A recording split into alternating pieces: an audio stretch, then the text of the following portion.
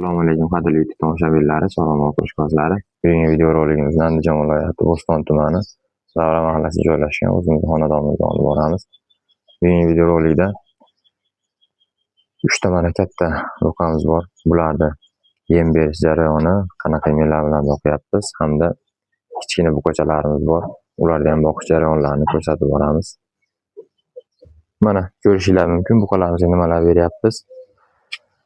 Somon tog'oraga somonni solib turib, ustiga davlatda barda atalasi bo'ladi. Bizlar shu barda ataladan olib kelib bo'chga qo'yib qo'yamiz. Somonni ustiga kechki paytkisini ertalabkisini kechki payt qilib solib qo'yamiz. Hamda barda ataladan mana bu cho'michda 4 cho'mich 5 cho'michdan quyib yutib qo'yamiz. Va bu kech payt yutib qo'yganimiz, buni ertalab beramiz. Hamda yana yutib, buni yeb bo'lguncha yana bir martadan xuddi shu holatda qaytarib beramiz. Ertalab 2 tog'ora, kech payt 2 tog'oradan yeyapti bular, bu buqalarimiz. Hamda bu o'rtaga qo'shimcha yem sifatida bug'doyni mana shu holatda mana ko'rishingiz mumkin. Mayda qilib chiqarib kelganmiz. Ezdirib kuydirib yeyamiz. Bug'doylar ham hozir mana sezonda olib bosib oldik. Ko'rsatib o'tamiz hozir bug'doylarni ham. Bu yem bizga nech puldan tushdi desanglar, buni bug'doyni 3000 so'mdan olib keldik.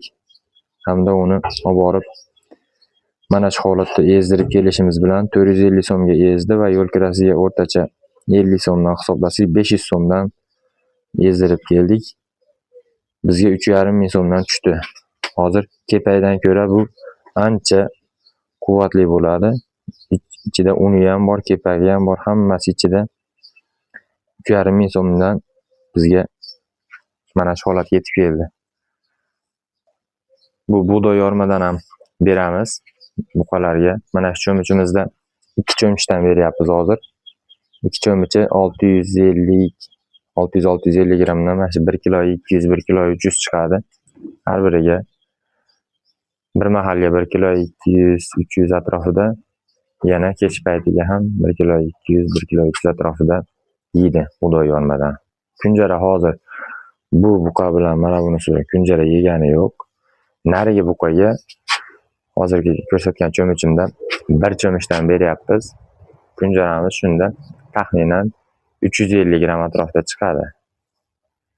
Ertalab 350 gram, kechki 350 gram narechikadagi buqamiz yeyapti. Tish buzgan buqa hozir o'shanga ozgina unga kunjara berishni boshladik. Mana ko'rishingiz mumkin. Yeyishni boshladi.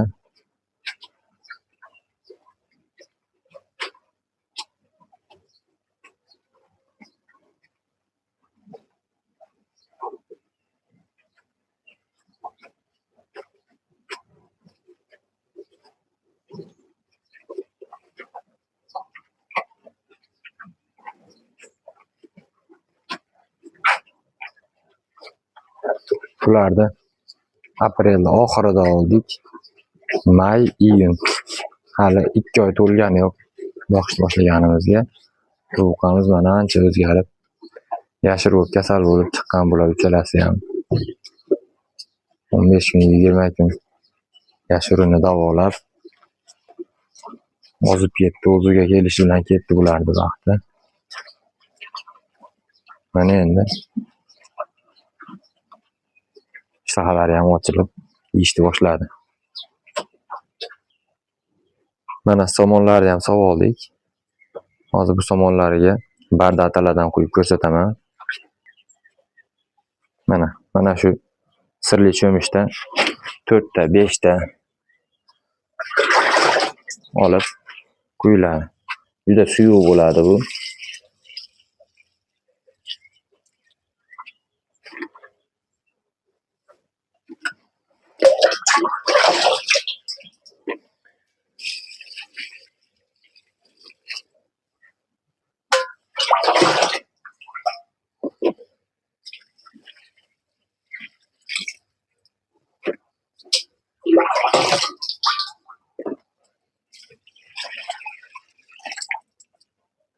Mana somonlarni shuga quyib oldik.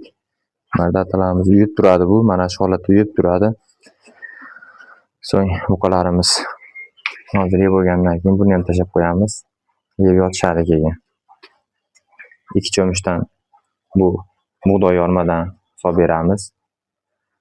Chekadagi buqamizga 2 ta cho'michda bundan 1 cho'mich kunjaradan solamiz. Shunda 3 cho'mich bo'ladi. Nari buqachamizga chekadagi sariqqa. Shunda 440 ming, 450 ming oshib borsa 500 ming so'm atrofida yeyapti bular oyiga.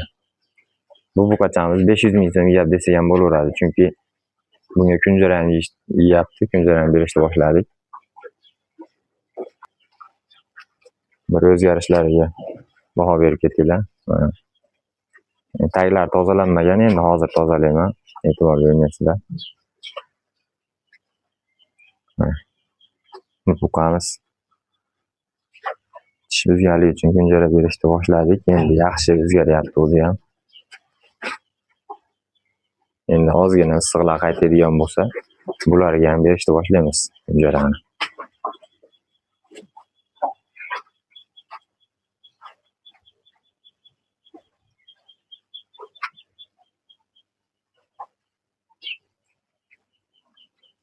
Somonlarni drabilka qilib beda bilan aralashtirib chiqarib bu yerga bosib qo'yganmiz. Tayyor hamma narsa. Nasib bo'lsa mana shu yerdan olib qaralaveradi. Yemlari bor. Shu yerga bosib qo'yganmiz somonlarni. Molxona qilganda mana shu oldi tarafini kengroq qilsa yaxshi bo'lar ekan. Ancha-muncha yemlari, hashaklari oldida ham turaverar ekan. Biz birov qirg'lar atrofida tashlab ketganmiz oldini keng qilib. Ancha molga ketadigan yemlari, hashaklari mana shu oldida turadi. Videomizda xato va kamchiliklar bo'lsa uzr so'raymiz. Videolarimizni kuzatib boringlar. Xudo xolasa buqalarimizni o'zgarishlarini qo'yib boramiz. Sotgangacha bo'lgan holatini. Mana shu holatda boqyapmiz. Sog' bo'linglar, rahmat.